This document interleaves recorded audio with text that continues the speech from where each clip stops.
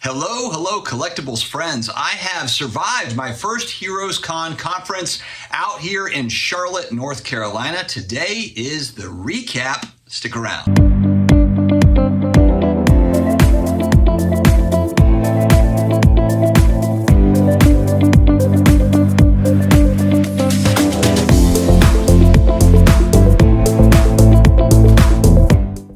Joining friends for another video. I'm excited to be back with you talking about a great conference that I went to, HeroesCon in Charlotte over the weekend. I wanted to actually take my youngest son because he's huge into Pokemon cards, but just logistically we couldn't make it work, unfortunately. But it was a great time. I did get to meet up with one of my buddies, Neo Cards and Comics. He was out there. We saw all sorts of things, man. A lot of people dressed up. I've heard of these types of conventions. You do have people that dress up in costumes, costume contests, and so forth. There was a lot of these folks, and some of them were pretty prolific, unbelievable stuff. One thing that stood out to me, so being a graded comic book collector, one thing that really stood out to me is the amount of vintage or golden age, silver age, especially the silver age that was at this show.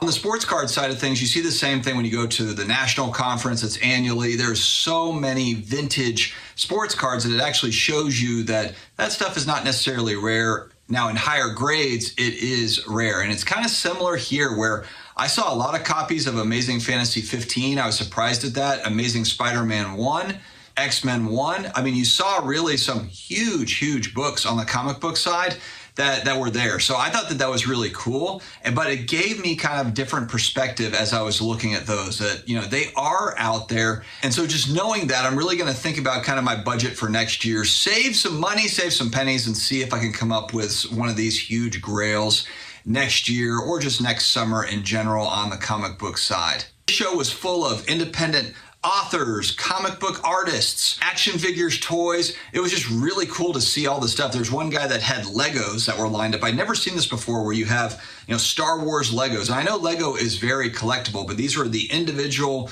characters, I think, to maybe complete sets. And I'm not sure if they're collecting those in particular to grade them out, or if it's literally just to, you know, to play with, or if it's something else. You know, if they're trying to complete a set of certain characters. It was just really cool to see the dynamic. A lot of Pokemon cards, Pokemon people were there. And one thing that I really liked is on the action figure side, there was some stuff that you don't see every day. I saw a Darkwing Duck action figure. I saw Captain Planet. There was Masters of the Universe stuff that was in-box from the 80s. You can find that out there in the wild, but this place, I saw one stand that had quite a few of these. And so that was kind of cool to see too, just to reminisce. There was one action figure there that I had actually forgotten about existed, and it's called Food Fighters. I almost bought this because I was like, man, I have not seen one of these in forever. In box, and this is going back to the late 80s, early 90s, and they've got like a pizza slice and a hamburger with arms and legs. It might seem kind of silly for most people, but if you grew up with it, you would understand. It was just one of those things that like took me back in time, because I had not seen one of those action figures in a long time, especially in box where you could see kind of the box art and everything.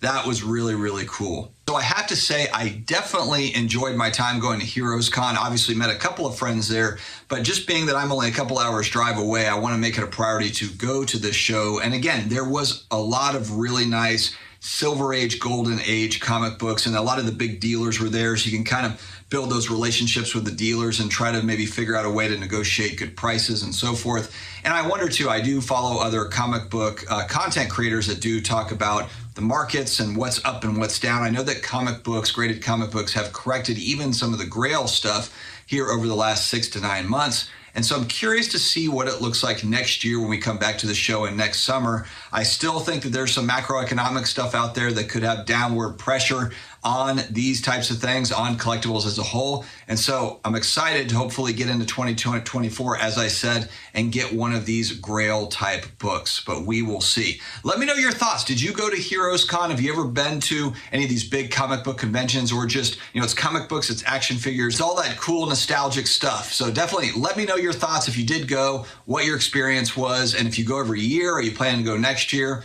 let me know. All right, guys, stay healthy, stay awesome, and I will talk to you again later.